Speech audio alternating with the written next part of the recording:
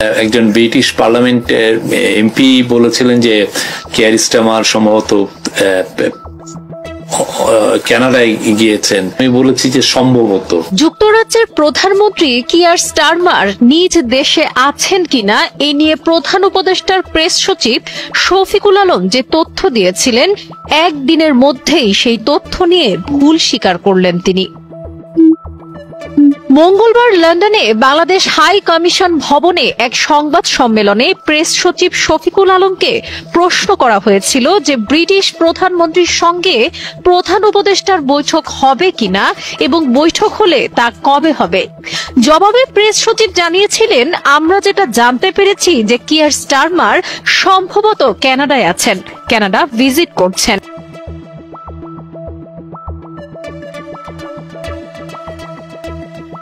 British এক parliamentary MP এসেছিলেন, উনি জানালেন যে কিয়ার স্টারমার কানাডায় আছেন। এরপরও তারা চেষ্টা করছেন জানিয়ে প্রেস সচিব বলেছিলেন, শিডিউল ম্যাচ করলে যুক্তরাজ্যের প্রধানমন্ত্রীর সঙ্গে প্রধান উপদেষ্টার বৈঠক হতে পারে। এরপর আন্তর্জাতিক গণমাধ্যমে উঠে আসে কিয়ার স্টারমার যুক্তরাজ্যে আছেন, কিন্তু তিনি ডক্টর ইউনূসের সঙ্গে দেখা করতে চান না। এদিকে বুধবার শফিকুল আলম জানান, কিয়ার স্টারমার সম্ভবত কানাডায় গিয়েছেন। তার এমন বক্তব্যকে অনেকেই মিস ইন্টারপ্রেট করছেন।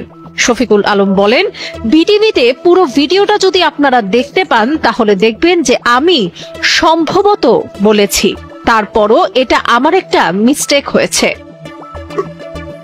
তিনি আরো বলেন, ব্রিটেনে এখনোতের বাজেটের স্পেন্ডিং কিভাবে কি হয়েছে সেটা রিভিউ হচ্ছে।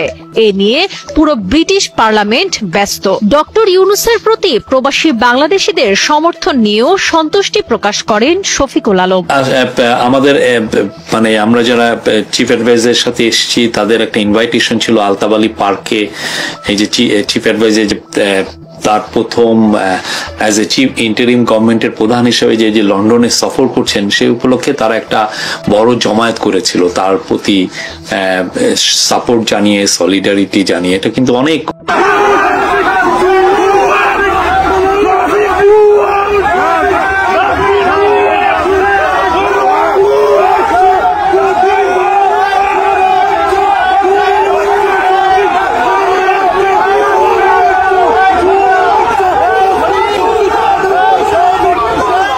অনেক লোক হয়েছে, হাজার হাজার লোক হয়েছে। তো সেই জায়গায় যেই আমরা আউটপোরিং অফ সাপোর্ট দেখেছি, এটা অ্যামেজিং। এটা আপনি দেখেছেন অনেকে বাংলাদেশের ফ্ল্যাগ নিয়ে এসেছিল। এই বাংলাদেশিরা এখানে তো প্রচুর লোক, প্রায় 7 লক্ষ বাংলাদেশি এখানে আছেন এবং তারা খুবই কর্মঠ এবং অনেকে অনেক বড় বড় উঁচু জায়গায় আছেন। তো তারা তাদের এই সময়টাকে এটা এখন একটা উইক ডে চলছে, সেই সময়টাকে স্যাক্রিফাইস করে তারা এসে তার কাছ থেকে ওই অনুষ্ঠানে আসছিল। ইতিপূর্বে কোনো সরকার প্রধানের প্রতি এইরকম ভালোবাসা আমরা দেখি নাই যে এভাবে ব্যক্ত করতে, আমরা এইভাবে দেখি নাই। প্রফেসর ইউনূস যে সবার হৃদয়ের মধ্যে আছেন, সবাই যে পূর্বে কোনো সরকার প্রধানের প্রতি এইরকম ভালোবাসা আমরা দেখি নাই যে এভাবে ব্যক্ত করতে, আমরা এইভাবে দেখি নাই। প্রফেসর ইউনূস যে সবার হৃদয়ের মধ্যে আছেন, সবাই যে পূর্বে কোনো সরকার প্রধানের প্রতি এইরকম ভালোবাসা আমরা দেখি নাই যে এভাবে ব্যক্ত করতে, আমরা এইভাবে দেখি নাই। প্রফেসর ইউনূস যে সবার হৃদয়ের মধ্যে আছেন, সবাই যে